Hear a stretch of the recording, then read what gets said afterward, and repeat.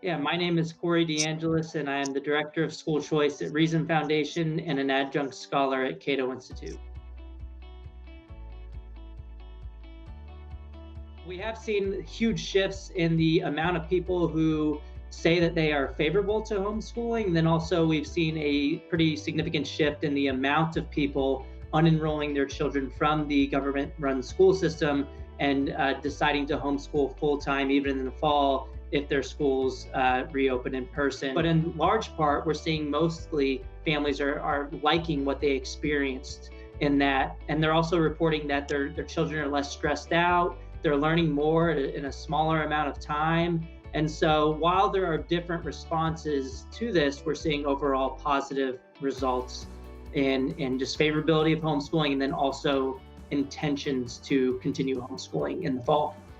I believe people are really rethinking the factory model of education and seeing that there can be a lot of benefits to the one-on-one environment in a homeschool setting, and then also the benefits of a micro school or a pandemic pod. We've already seen groups spontaneously emerge on social media. For example, on one Facebook group alone that started just a few weeks ago, they've already garnered over 35,000 members, and I believe it's a private group. So it really shows that it's just a lot of people seeking these alternative options. And it is a really interesting lesson in spontaneous order that people and families are seeing that the government isn't providing a service that they would have provided previously. And they know that they need to, one, return back to work, and then two, they need their children to get an adequate education at the same time, and the school system isn't providing that.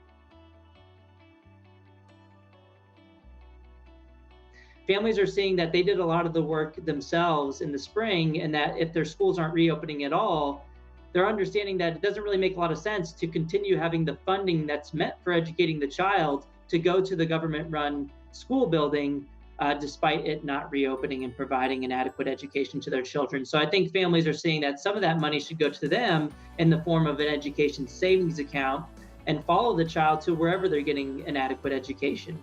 So I think people might push more for changing school funding systems to have the money follow the child, just like we do with essentially any other taxpayer-funded initiative. So I think people are starting to realize that there's something wrong when the schools aren't reopening and they're still getting your money. And I would argue that's why we're seeing different responses from the public sector and the private sector, at least when it comes to the school system, that private schools and private businesses are fighting to reopen, and public schools and teachers unions are fighting to remain closed. And the obvious difference here is that one of those sectors gets your money regardless.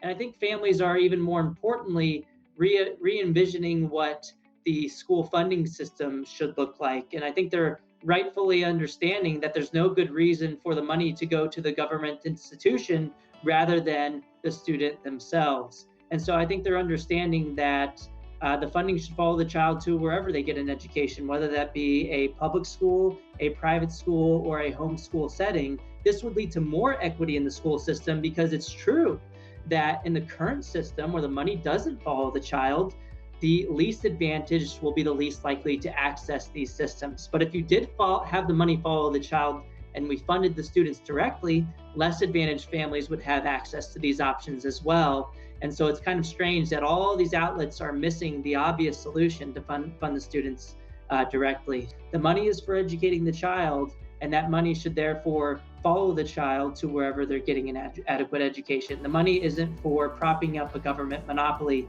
it's for educating students. And the school funding mechanism should reflect that reality.